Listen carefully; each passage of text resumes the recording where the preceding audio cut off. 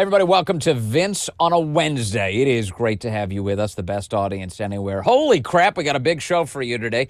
James Comey, for those of you watching live, rumble.com/Vince. As we speak, James Comey is apparently arriving at a courthouse in Alexandria, Virginia for his arraignment.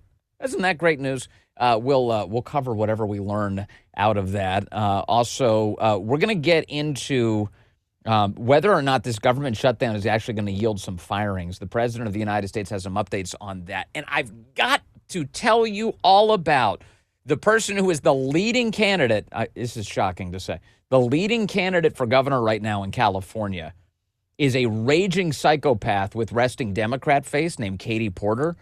I have to take you through the latest from Katie Porter. And if you are unfamiliar with this witch, I'm going to show you all of the insane spells she's attempted to cast through the years. She's a nut job. You've got to know about Katie Porter. We're going through it today, all on this edition of Vince. It's great to have you with us, as always. Wonder, was she referred to as Katie Porker throughout much of her life? I don't know. It does seem to make sense, though. She's awful. I'll get into the details on that coming up. First, a short a point of personal privilege. It was great seeing Haley Karanea yesterday. Great to have her on my program. Great to join her on her program. We did that because she was visiting Washington, D.C. And one of the reasons she was here in town was because we were both going to an event last night to honor the great Sean Spicer. You remember Sean Spicer, of course, as President Trump's first press secretary. He's got his own great show. He's really done it all. He's been featured everywhere, from Saturday Night Live to Dancing with the Stars to, of course, the Trump administration. And importantly, and perhaps most importantly in terms of his many jobs, he is a member of the United States Navy Reserve. And last night, Haley and I had the privilege of joining him for his promotion to be there as he was promoted to Navy captain. There's a picture of me, for those of you watching rumble.com/Vince, getting a photo with Sean last night. He had an epic receiving line. The person who conducted the promotion last night for Sean was the Secretary of War, Pete Hegseth, last night, giving great remarks, talking about what a great career Sean Spicer has had, his service to country, and how it continues in that capacity. So that was really nice. And Sean was really funny. He just really it turns out he's done public speaking before, so he was really good last night. So congratulations again to the Spicer family, to Sean, on his continued service. He doesn't have to do that, by the way. He could have gotten that a long time ago. He's got, I don't know how many years now. It's like truly, I think he's at 26 or 27 years now, and he just got promoted to captain. What do you think kept him from his promotion, say, during the Biden administration? What could that have been? Oh, just pure political animosity directed at Sean Spicer to prevent him from being promoted? Yeah, probably. Anyway, congratulations, Sean, and to all the sailors and military who were there last night. Thank you very much. It was you want to talk about star-studded. You get the Secretary of War out, and then the Chief of Naval Operations, the CNO, was there. A bunch of top military officials. The new Undersecretary of War, I think, is that the way we say it now? Hung Kao was there last night. That was awesome to see him. He's a great American. Glad to see he's. He's with the Navy. He's with the Navy. He's the Undersecretary of the Navy. But he's great, and he was there last night. Just a great group of people. We saw Ronnie Jackson, the Congressman Ronnie Jackson. I got to talk to him for a little bit. I've got a bunch of mutual friends with Ronnie Jackson, including Dan Bongino. Ronnie Jackson, the former White House doctor, now a member of Congress, very close to Dan. We were talking a little bit about that last night. And I will say, by way of just bringing you back something, Ronnie Jackson told me last night that there is no audience he loves more than this audience, than the audience that Dan Bongino has built. The Bongino Army. He loves this audience. And he said to me, he's like, hey, do you mind if I come back on? Can I come back on the show? I'll do it any time for that audience. And I said, brother, you are welcome anytime. So we'll have Ronnie Jackson on back here. So that's the takeaway. Anyway, it was great, and it was a wonderful time. Nice to spend some time with Haley yesterday, and that's it. That's the personal update. There you go. And yes, RMC Creedy 77 says, I miss Dan. I miss Dan too, and I have a feeling that Dan will be back at some point And when he comes back, I'm going to be as enthusiastic as anybody else about that. I just can't wait to hear him behind a microphone again. But in the meantime, he's very, very busy. He's busy. In other words, he's not doing this job because he's got a very big job to do at the FBI. We already heard earlier this week that Dan Bongino, in particular, went over to the United States Senate on Monday to brief United States senators about the fact that they were being spied upon by the Biden administration. That's a really important piece of information, and that scandal is of epic proportions. And yesterday there was some testimony by Pam Bondi before the United States Senate. She was asked a lot about this, and she was talking about just how horrible it is that each of these senators and one congressman, Republicans all, were being spied on. But when asked for further detail about the nature of investigations and who's going to be charged and are we going to see people arrested for this, she just said, can't talk about it, can't talk about it, can't talk about it. That's the summary, really, of how that went down yesterday. Now, I will say, as frustrating as it is to not have complete transparency on that issue, that also does make sense. That is true. If the Justice Department is undertaking criminal investigations, rightly so, into Jack Smith and all of the idiots around him who abused their power in order to spy on members of Congress, to abuse their power, well, that's the kind of thing they need to keep under wraps for now as they pursue it. But this audience will tell anybody who wants to listen, and I will continue to say on your behalf that what we need is accountability. And we are getting the beginnings of some of that. That is represented by the events of today. As we speak, the former FBI director, James Comey, is being arraigned at a courthouse in Alexandria, Virginia, for charges of lying to the United States Senate now in 2020. Those charges just coming in before the statute of limitations expired. Clearly the desire of Kash Patel and Dan Bongino to get that done on time. And it took, man, I tell you what, that deep state is over the top with their aggression, including to this very day. It took a lot of outright aggression and efficiency in the United States Department of Justice to free up the Eastern District of Virginia just to get a U.S. attorney in place who would make sure that this went through. Wasn't easy work. They got it done under the wire. And now James Comey appearing before a courthouse this very morning in Virginia for these charges. Now, the question that you have got and that I've had is, yeah, here's Parish Places asking it. I love this audience. Jim Comey didn't get a SWAT team breaking into his house. Why? Wonderful. So here we go. This is the thing I wanted to break into. So we saw what happened to people like Peter Navarro. Navarro goes to the airport. He gets put in leg irons. How old is Peter Navarro? Navarro, he seems like a healthy man, but he's an older man.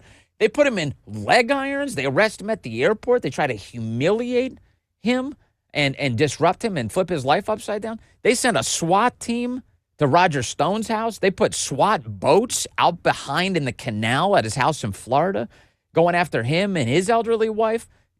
A complete nightmare, 6 o'clock in the morning. They've got CNN cameras there. Yeah, that nightmare treatment. You know, it's no wonder that the rest of us, we look at that and go, man, you know what? You want to serve that medicine up to conservatives for no reason, without any underlying predicate, without any actual violation of the law, for just absolute garbage, politicized, invented nonsense? Well, then what's good for the goose is good for the gander. So I'm right there with you. This is what I want, too. I want to see these SWAT teams go to these doors. There's no question I've got that instinct, that impulse. But at the same time, I think what we're witnessing right now, as unsatisfying as it might be, is a demonstrated restraint from this Justice Department and from this FBI, perhaps, that's designed to convey a message. You will be held accountable, and we're not going to do it in some theatrical, exceptional, unusual way. You will be treated like every other criminal that we deal with in this capacity with similar charges. We hit you with a charge of lying to Congress, show up to the courthouse. That's your obligation. We're not going to treat you any differently. The pattern on the left is you get treated differently. You a conservative? We will crush you, and we'll do it with CNN cameras. The way the Trump administration's handling things right now is we're going to do things by the book. We're going to do it properly. We're not going to throw a charge at you unless we've done the investigative work to predicate it. And then when we do, we're going to conduct it the right way. This is the strategy that they're using right now. Because Unlike the left, they want to adhere to the Constitution and the rule of law. And for evidence of what I'm laying out here, look no further than last night, Todd Blanche, he's at the Justice Department. You know him as the Deputy Attorney General. And Kash Patel, the director of the FBI, they just sat down with Fox and they were asked about this because there's been this theory, this speculation that basically the Trump administration wanted to do some sort of perp walk for James Comey and wanted to embarrass him and drag him through the mud, and people are being fired over not doing it. And last night, Kash Patel and Todd Blanche cut through all of this, and they go, you know what, the left, they operate in this world of theater. We operate based on the law. Here's what these guys had to say about this last night. Take a look. Here's Kash Patel cut to. Conduct arrests. The FBI conducts arrests at every courthouse in this country every single day of the year, including on weekends. And so the fact that there's been a generated leak and story, and really gossip is what it is, about what's going to happen tomorrow, is all that is. There's no way that either Direct Patel or I will talk about what's going to happen tomorrow. It's an ongoing criminal case, like thousands of defendants who are charged every year. He has Mr. Comey has been directed to appear, and I expect that he will. But the noise from MSNBC and from retired agents or unnamed anonymous sources about perp walks is just that. It's just noise. The mainstream media wants to take the eye off the ball and create theater. We're not about theater. We're about producing our results in court. And that's what you're going to see tomorrow start. Well, it has started, and here is the update for you as this is just coming over the transom here, that breaking news this hour, former FBI Director James Comey has now pled not guilty to federal charges of false statements to Congress and obstructing a congressional proceeding. So it begins. James Comey in a courthouse in Alexandria, Virginia. He's made that appearance for this arraignment. He has pled not guilty to these charges. This thing is headed for a trial. James Comey destined now for a trial. And remember, one more thing, and I started today, we were talking a little bit about, Ronnie Jackson and Dan Bongino and what the FBI is up to. And I want to remind you of a sequence of events here. Earlier this year, remember, within the FBI, Kash and Dan had discovered a trove of documents that had been used to squirrel away various things that had been destined for destruction. And they go through these documents and they discover all sorts of horrifying abuses of power. And they began releasing these documents, in many cases, directly to Congress through people like James Comer and Chuck Grassley. And then they continued to bring over their findings, including this week, as it relates to that awful operation under Biden called Arctic Frost, where they were spying on all of these United States senators. And the thing that Dan said, remember earlier this year, as he was doing these interviews talking about what they discovered and what's coming, remember the phrasing that he used. He said, nothing we're doing is by mistake. Nothing that we are doing is by mistake. And that included the people that they decided to empower, to put in jobs at the FBI. The people were like, who's that? Why are you giving that guy a job? Isn't that guy one of the bad guys? And then the people that they decided to fire, they fired hundreds of people this year. It doesn't get any coverage in the media. They've fired hundreds and hundreds of people from the FBI. And then in terms of, presenting this evidence in such a way that they can secure charges. Now, remember, what does the FBI need in order to bring this all the way to the finish line, to put handcuffs on somebody, to get the arraignment, to get the indictment going? We need prosecutors. What does President Trump lack in many cases? Prosecutors. He's getting fights from the Eastern District of Virginia just to bring accountability. This is a massive, massive fight, a lot of which is happening completely out of our sight. Completely out of our sight. Behind closed doors, inside of the United States federal government right now. It's a fist fight in order to bring about accountability. But when we saw earlier this year that there was this drama over, is Dan about to leave the FBI? And what's going on? Is he fighting with Pam Bondi? And is this the moment? He's at home right now with Paula. Is he going back to Washington, D.C.? All the freaking out we saw. Remember all of that? Whatever the underlying truth of that episode, whatever the underlying truth of whatever drama exists in these fights and the fights to get information out and the fights to get people prosecuted, why the hell do you think Dan is still doing that job? Why is he in that gig? Just think about it. Just piece it together the same way I do when I talk to my wife about this. I talk to Allison about this. What do you think Dan is up to right now? You don't think Dan wants to sit right here, or actually in Florida, on his microphone and give you his sense of everything that's going on in the world? Of course he does. Of course he does. There is a reason he's there right now. And I guarantee you that one of the reasons he's there is what you're witnessing this morning. James freaking Comey just pled not guilty to criminal charges in a court of law. Yeah, Dan's got work to do, and that's why he's still there. God bless him for that. God bless anybody who's working to save our country right now. I appreciate that big time. And as always, every night I lift up a prayer for these people that they can win, because I'm rooting for them like crazy. Okay. Eliminate under this shutdown? Oh, sure. Which ones? We have a lot. I'm not going to tell you, but we'll be announcing it pretty soon. But we have a lot of things that we're going to eliminate and permanently eliminate. You know, one of the things that we have is some advantage, you could say. But because of the shutdown, which I think they made a big mistake, we're able to take out billions and billions of dollars of waste, fraud, and abuse. And they've handed it, on a silver platter. And Russell Vogt, he's a serious person, very serious person, and he's sitting there and he's getting ready to cut things. I'll be able to tell you that in 4 or 5 days if this keeps going on. If this keeps going on, it'll be substantial. I like how he calls him Russell. Russell Vogt, he's great. He's ready to cut. Yes, we know Russell Vogt. He is a great American. And the thing I keep hearing about Russell, is that he's eager. He's eager to make these cuts. It's got to happen. He's been dreaming about it his whole life. Fulfill that man's dreams, please.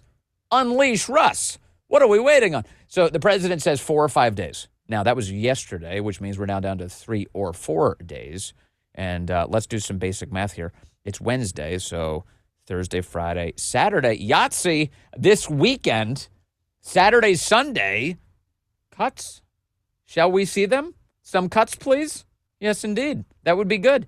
And at the moment, I will give you some words of encouragement on this subject. The Democrats are showing no signs of reopening the government. Now, to be clear, this is a Democrat-fueled government shutdown. The Republicans in the House, the Republicans in the Senate, the Republican in the White House, all of them said, hey, keep the government open. And the Democrats said no. And they stomped their feet and they shut the government. The dispute, of course, has been only merely 7 weeks of government funding. That's it. And the Democrats even refused to do that. So as a result, the troops are not being paid. The air traffic controllers are not being paid. Now we have air traffic controllers who are not showing up to work quite as frequently because they're not being paid. As a result, we're having in our air traffic, the president yesterday referred to this as Democrat delays. So if you have any flights scheduled in the next few weeks, you can thank Democrats for whatever delays ensue in those flights. What a nightmare. And yeah, so it's the Democrats who are to blame. And right now, the way I can tell you with my ear to the ground on the Washington media, there's an attempt right now to say that Republicans have a losing hand. I know. It's hilarious. But that Democrats are now coming out ahead. After a rough start, all of a sudden now Democrats are beginning to win the shutdown fight, which is hilarious to me, but also foreshadowing definitely of the way the media are treating this issue and are going to be treating this issue going into the days ahead.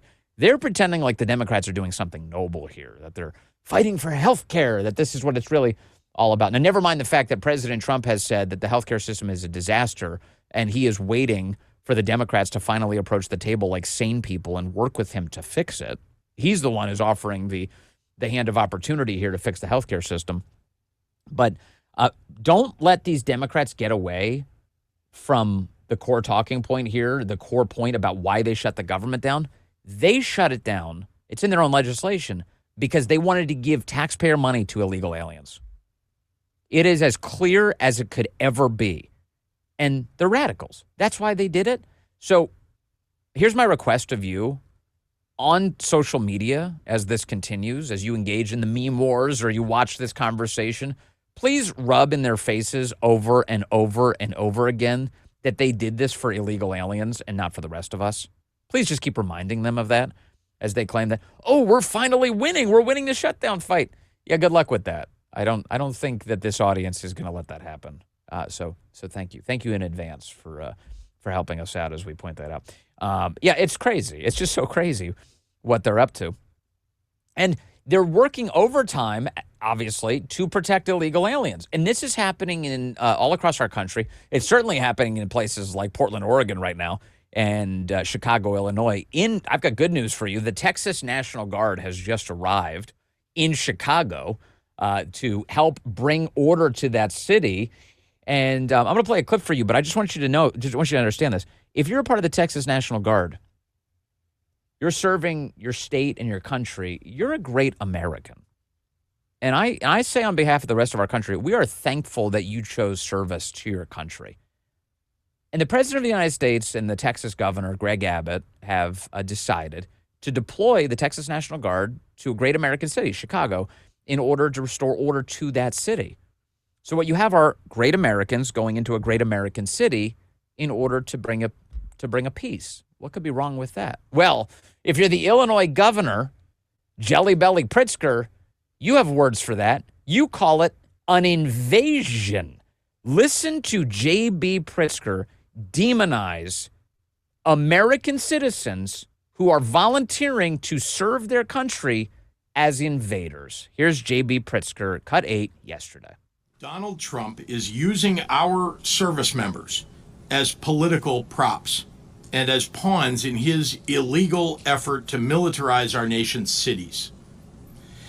I want to thank Attorney General Kwame Raoul and his staff, along with my general counsel, Ann Spillane, and our excellent governor's office legal team for working tirelessly for weeks now to prepare federal lawsuits in anticipation of this unconstitutional invasion of Illinois by the federal government. The Trump administration is following a playbook: cause chaos, create fear and confusion, make it seem like peaceful protesters are a mob by firing gas pellets and tear gas canisters at them. Why? To create the pretext for invoking the Insurrection Act so that he can send military troops to our city. An unconstitutional invasion. Now, chat, remind me, please help me out here. When was the last time that Jelly Belly Pritzker used the phrase unconstitutional invasion to describe millions of foreign nationals crossing into our country illegally? When was that? Can anybody check the Wayback Machine on that? Any AI to help us with that? Is there a Google search that'll get me to that result? That never happened. That never happened. J.B. Pritzker, understand what you're hearing. He calls American citizens going into an American city to make it safer an invasion, but he doesn't call millions of illegal alien foreign nationals pouring across our border in order to cause chaos and exploit this system and to be exploited by Democrats. He doesn't call that an invasion. So in case you're wondering, once again, the left is inverting language in order to attack you, to browbeat you into submission, to attack our own country. And so the president of the United States is the right person in this conversation. He's doing the right thing. Great Americans are trying to restore order in a great American city, and J.B. Pritzker is trying to stop it, calling it an invasion, and demonizing those troops, which is the same thing that the left has been doing to ICE. They've been doing it to ICE.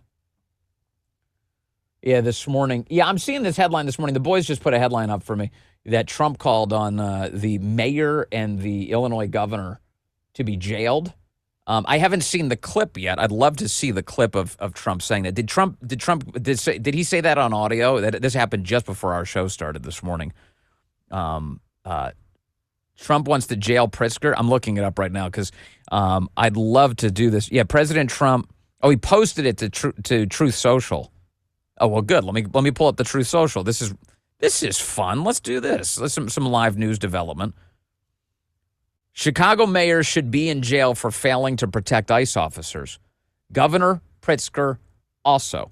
Okay, so what President Trump is referring to is this past weekend there was a terror attack on ICE officers in Chicago. The ICE officers called the Chicago Police Department for backup, and then the Chicago cops were told by their leadership to stand down, not to respond to the terror attack in the moment of need. So what did the ICE officers have to do? They had to open fire on their assailants.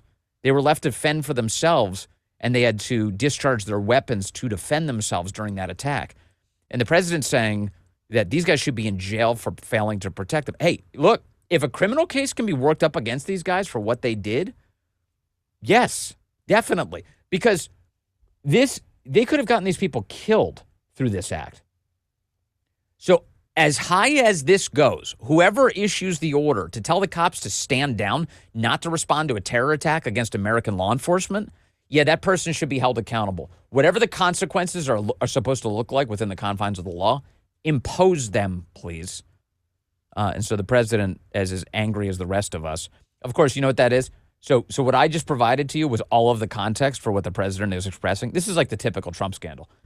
I give you all of the context just now for what the president is expressing, and I guarantee you, with what little information I already have and the headlines I'm seeing, the media is treating Donald Trump as a tyrant right now for daring to say that people should have consequences imposed when they imperil the lives of law enforcement. I guarantee it. After I'm done this show, I'm going to look at all the headlines, and then I'm going to nod with satisfaction that I nailed that analysis without seeing without seeing all the headlines in front of me. Hilarious. It's just unreal and very predictable. All right, coming up, I've got a lot more to share with you. We're going to talk about, this lady in California, this Katie Porter, is such a psychotic woman. Wait until you see the latest out of her. So fun and scary, all combined. It's all ahead on this edition of Events. Let me see here. I got to talk to you about this Katie Porter character. All right, so here's what we have. This is the big video. Perhaps you've seen this by now, but if you haven't, I want to share it with you. Or if you're listening, you can hear this great audio. Katie Porter is the leading candidate, unfortunately, to be the next governor of California. She's a Democrat.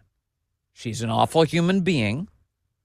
And she just sat down with a local interviewer in California who asked her a bunch of really basic questions about, if you were governor, what would you do? How would you appeal to the voters? And how, in particular, would you appeal to the 40% of Trump voters in the state of California? Take a listen to this wild exchange. Here's part one, where she simply asked a very basic question. This is Politics 101. And Katie Porter begins losing her mind on television. What do you say to the 40% of California voters who you'll need in order to win, who voted for Trump? How would I need them in order to win, ma'am? Well, unless you think you're going to get 60% of the vote. You think you'll get 60%. Everybody who did not vote for Trump will vote for you. That's what you're thinking. In a general election? Yes. Okay. Now I'm going to venture a guess that most people in this chat have not run for elective office. By the way, our country would be a lot better if you did, so maybe you should think about it. But let me just ask you a really basic question about politics. If somebody asks you, what are you going to do to appeal to voters in the other party? What should your answer be? Should it be, to hell with them, I don't need them? I mean, did you see? So for those of you who don't see the video, she goes, why would I need the Trump voters? I don't even need them to win. She just straight up was like, hell no, who cares what they think? And then she looks at the camera and she starts laughing. There's your sign. That's your message. To hell with the voters is the answer from the person who's running to be the governor of California. The answer to that question is quite obvious. It's just like, look, yeah, but how would I need them in order to win? She says, and then she laughs at the camera. Trump voters, I hate them. The answer to that question is obvious, and this is true, by the way, and President Trump has expressed this. Even if you don't vote for me, I'm fighting for you. even if you don't vote for me, you should know that I'm fighting for you. I hope you will vote for me, but in the end, even if you don't, I'm here to fight for you. That's not what she said. She was like, go F yourself. If you don't vote for me, screw you. I'm not even going to work for it. I'm not even going to spend any time paying lip service to it. And so the reporter does what a reporter's supposed to do. She asks a follow-up. And then Katie Porter loses her mind because she's asked a follow-up. Watch this. And we've also asked the other candidates, do you think you need any of those 40% of California voters to win? And you're saying, no, you don't. No, I'm saying I'm going to try to win every vote I can. And what I'm saying to you is that... Well, to those voters. Okay, so you... I don't want to keep doing this. I'm going to call it. Okay. Thank you. You're not going to do the interview with us? Nope, not like this. I'm not. Not with 7 follow-ups to every single question you ask. Every other candidate has answered I don't our care. follow-ups. I don't care. I want to have a pleasant, positive conversation, which you ask me about every issue on this list. And if every question you're going to make up a follow-up question, then we're never going to get there. Ms. And Porter, we're just going to circle around. I am an investigative I have never had to do reporter. this before, ever. You've never had to have a conversation with to end a an reporter? interview. Okay, but every other candidate has done this. What part of I'm me? I'm running for governor because I'm a leader. So I am going to make... So you're not going to answer questions from reporters? Okay, why don't we go through? I will continue to ask follow-up questions because that's my job as a journalist, but I will go through and ask these, and if you don't want to answer, you don't want to answer. So nearly every legislative... I don't want to have an unhappy experience with you. An unhappy experience? What bubble has this chick lived in? She was asked a follow-up. Notice, by the way, boy, she's out of Democrat Central Casting. She's like out of the Joe Biden school of nonsense here. Notice, by the way, what she's doing. She said, all I want to do is answer the pre-scripted list of questions. You are not to ask me a single follow-up. Nothing different than what I expected. Now, I don't know to what extent they had an agreement worked out about what the questions were going to be. And maybe she had some sort of script in her mind. But imagine living in such a bubble that you can't even answer basic questions. What are you going to do to appeal to voters? Ladies and gentlemen, I'm here to tell you, if I know nothing about a candidate, the first question you ask them is, why should people vote for you? That's it. If you don't have an answer to that question, get the hell out of American politics. That psychopath goes crazy. She's like, I'm done the interview. She's ripping her microphone off. I can't even believe you're asking this. Whoa, she is not ready for prime time. That's the leading candidate, by the way. In polling, that's the leading candidate for California governor. That is scary as hell. And that's not the end of it. Now, you see her trying to navigate these questions like, oh, my gosh, I can't answer questions like, why should people vote for me? Okay. Well, let me take you down a little bit on memory lane. For those of you who don't know the Katie Porter saga, oh, man. This chick is cuckoo for Cocoa Puffs. She's insane. Let me give you a couple of examples. Here's one.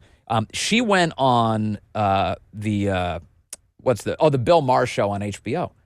And she was seated alongside Piers Morgan. And she decided at one point on the show to insult Riley Gaines. She's like, Riley Gaines, who cares what she thinks? She's like in it for herself. She's just in it for clicks. What? Riley Gaines didn't ask for this. Riley Gaines was a competitive swimmer who had a male join her sport in order to cheat. And she decided to be one of the few brave women to speak out about that subject. She deserves all of our congratulations and gratitude for bringing this issue to the national forefront. What have you done with your life, you idiot? Here's Katie Porter on Bill Maher's show pretending like somehow Riley Gaines is beneath her. Listen to this. We should be able to have a civil debate. Nobody, including Riley Gaines, who I disagree with strongly, should feel What do you disagree with, out of interest? I think that it should be up to sporting bodies to make the decisions about who and how should compete. What has she said that's actually wrong? I think that what she has done is try to turn this. We talked about people, using things to kind of get likes and get clicks. That's not what she's doing. It's not? I've got no truck for Riley Gaines personally, but all I've seen her do is stand up for women's rights to fairness and equality. Well, she actually competed against Leah Thomas, and it was obviously unfair. Leah Thomas won one of the races in the NCAA championships by 50 seconds against a bunch of biological females who simply couldn't keep up. That cannot be right. It cannot be fair. That is something that I think our sporting bodies should be dealing with. And by the way, Riley is speaking up for herself, and that is her prerogative, and I respect her free speech. I think she's speaking up for pretty much every female athlete in the world. It's unreal. It's unreal. This chick. Oh, it's up to the sporting bodies. Notice, by the way, the rhetorical trick she pulled in that. She started by being condescending towards Riley Gaines. Oh, she's just in it for clicks. And then when it was clear that Piers Morgan had destroyed her just simply by asking a couple of simple questions of her, follow-ups, then she was like, oh, that's not up to me. That's up to the sporting bodies. She tried to export responsibility for coming up with an opinion on the subject to something else. Oh, it's up to the NCAA. No, sweetheart. You've got to answer this question. Do you think it's right that men cheat in women's sports? And the answer to that is yes, she does. She's okay with it. Because the left is for it. They're enthusiastic about this. They want to deprive women of their rights. And so she cheerleads it. There she is. There she is. An insane person. This continues. Here's another example for you. After Laken Riley was horrifically murdered by a career criminal in Georgia, you of course remember this. The whole country knows about this. That career criminal came in, an illegal alien from Venezuela, over the border during the Biden administration, was brought into the country, goes to New York, and then he was flown at taxpayer expense to Georgia after he'd already committed all sorts of crimes. And then he murders and attempts to sexually assault Laken Riley. The whole country's horrified by this. And normal people reacted to it by going, how do we stop this from happening ever again? Well, Katie Porter's not a normal person. Katie Porter went on television and she said, yeah, Laken Riley's death is bad, but we shouldn't change anything about our immigration policy because of that. Watch this. Whenever we're dealing with violent crime, there is a sense of outrage, of sadness, and of loss. But I think the important thing to focus on is any one instance shouldn't shape our overall immigration policy. Yeah, we shouldn't let it change our immigration policy at all. You know, it's just a woman being murdered. Who cares about that? That's not a big deal. That's crazy. By the way, it's the same party that anytime somebody unlawfully uses a gun to hurt other people, they want to disarm law-abiding Americans. They will jump all over one event where somebody does something illegal in order to disarm you. But if an illegal alien is brought into the United States by the federal government and then shepherded down to Georgia and then commits a horrific murder, oh, no, we shouldn't change any public policy based on that. You are evil. You are just evil. Yeah, that's right. The PH Shrum saying, yeah, she is truly evil. Yeah, I'm right there with you. And then, well, it's the list continues here. You've got Katie Porter. When inflation was out of control under Joe Biden, prices were going up everywhere, as you know, and we all lived through it. You go to the supermarket, can't afford anything, thanks to Joe Biden. And so she went on television to talk about inflation, and she had a solution here. She said, you know, with all of this inflation we've got, all of these sky-high prices, the solution to this is people should kill more of their own children. They should abort their kids. This is a great opportunity for a lot more abortions. Now, imagine being so demented that you say that out loud on national television and think that that makes you sound like a decent human being. Here's Katie Porter saying that the way to deal with inflation is a lot more baby death in 2022. Look at this. The fact that things like inflation can happen and it can become more expensive to feed your kids and to fuel your car is exactly why people need to be able to be in charge of how many mouths they're going to have to feed. So I think the fact that we're seeing this jump in expenses, that we're seeing people having to pay more in the grocery store, pay more at the pump, pay more for housing, is a reason that people are saying, I need to be able to make my own decisions about when and if to start a family. That is one of the most evil things that any politician has ever uttered this century. On television, casually. Yeah, we just need to kill more babies. That's the solution here. There's too much competition for goods, actually. What we need are fewer people, less demand. And so if you kill off your own children, you'll be doing it in the public interest. Do it for the rest of us. Bring prices down, kill your baby. That's the Katie Porter school of thought. That's evil. That's evil. And she's the leading candidate in California.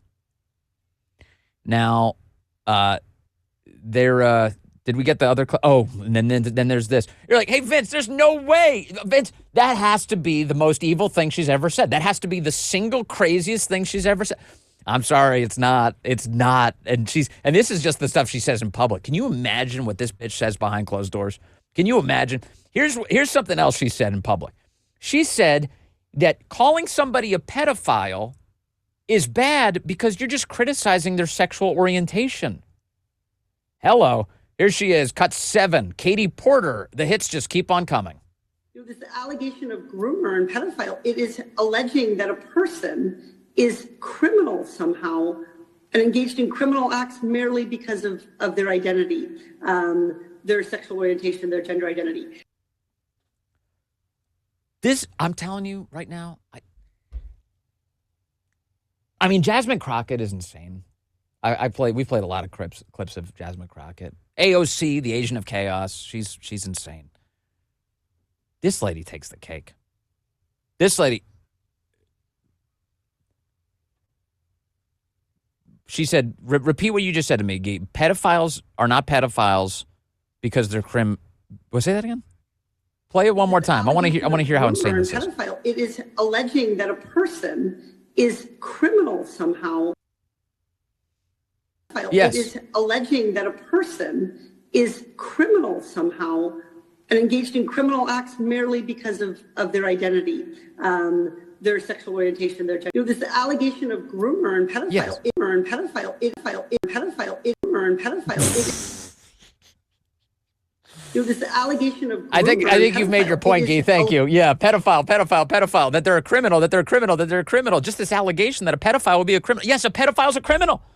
If you abuse, yes, no, you're totally right about that. Thank you, Guy. Thank you for helping me dwell on that. If you're a pedophile, if you abuse children, you should be shot into the sun. That should be the criminal consequence for your criminal activity. And Katie Porter decided to make excuses for that because she's a bad person who would very badly like to run an entire state, please.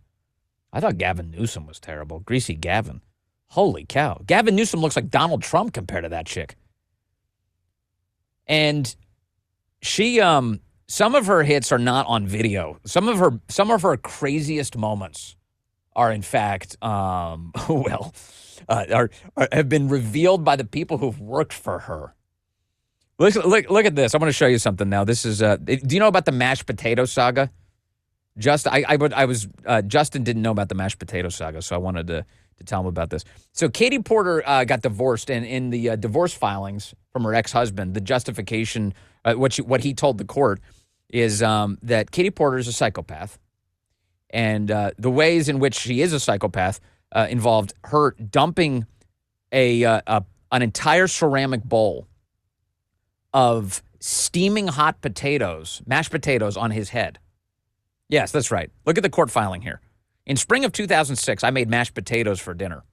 Our oldest child, Luke, was sitting next to me in his high chair as I was getting ready for dinner. Petitioner looked at the potatoes, that's Katie Porter, in the ceramic bowl and yelled at me, "Can't you read the fucking instructions?" She then took the ceramic bowl of steaming hot potatoes and dumped it on my head, burning my scalp.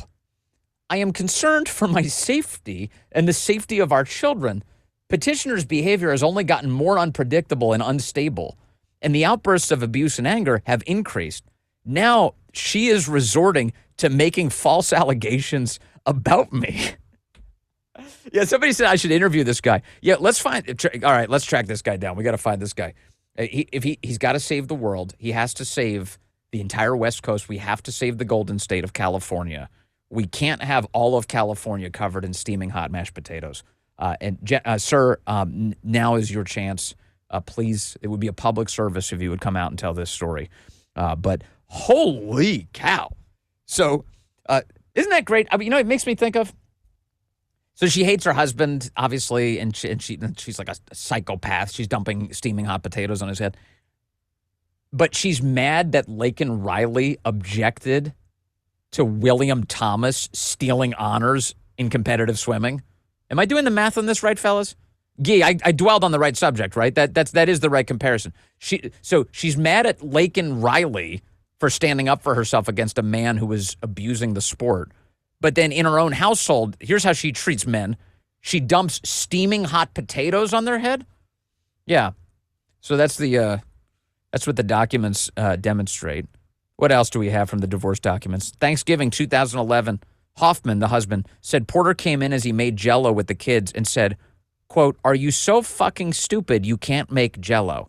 This is in front of the children. How fucking dumb are you? She's screaming at him. November 29, 2011, petitioner screamed at our middle child, Paul. And that day was the day it was decided that she would have a C-section and deliver our daughter, Elizabeth. Paul was about 2.5 years old at the time. A 2.5-year-old child? He was very excited to have a baby sister and was talking to petitioner about it.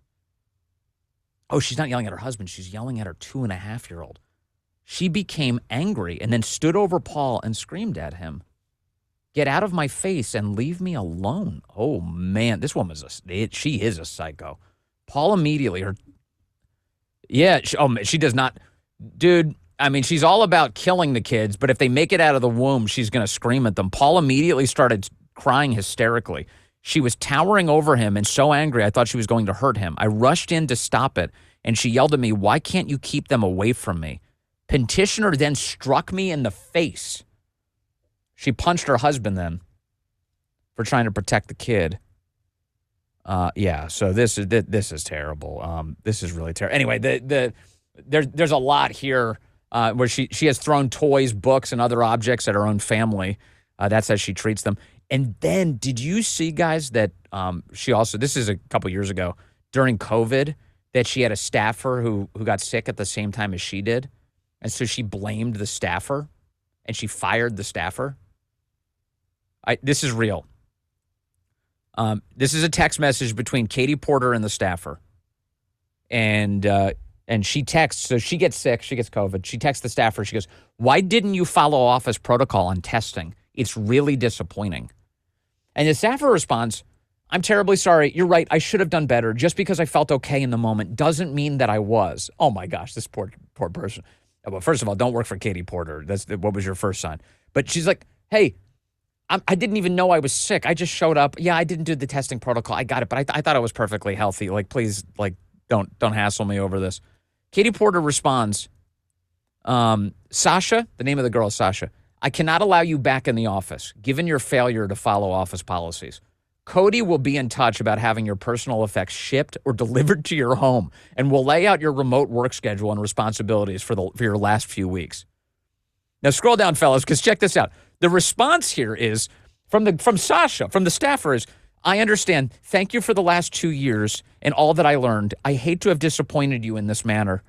As I know it isn't an excuse, I just found out my friend from the Navy has been murdered, and my head was not in the best place.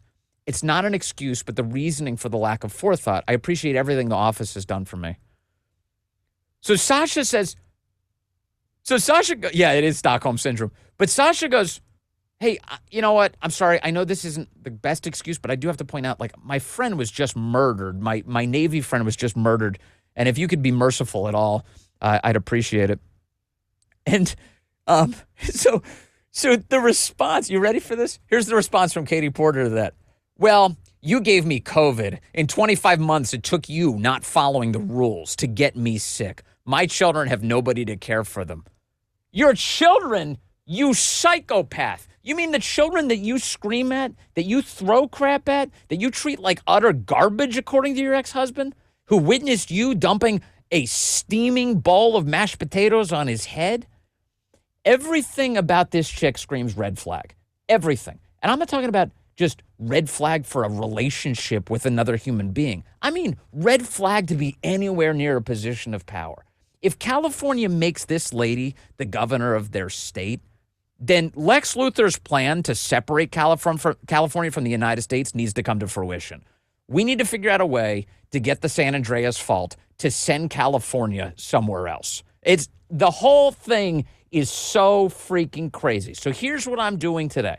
I am, once again, as always, I resort to prayer first. I'm praying for that state. It's a great American state. It's a beautiful state. It gave us Ronald Reagan. It's gorgeous. It's a gorgeous state to visit. The left is destroying it. Please understand. Please come to the realization that it is bad enough. Stop your downward spiral. Please rescue California from the death spiral. Give us Steve Hilton. Give us somebody who's going to fix that state. Katie Porter is going to be the kill shot for a once great American state. Don't do it. Please, for the love of God. We'll keep covering how crazy she is. Holy cow. Is that, Gee, tell me, that has to be one of the single craziest Democrats we've ever. And like you have to actually water that down. That needs to be watered down, I think. That was too much. Sorry about that. They got my blood pressure up today. Great to have you with us as always. We got another big show for you tomorrow. The aftermath of James Comey's arraignment. Whatever comes out of that today,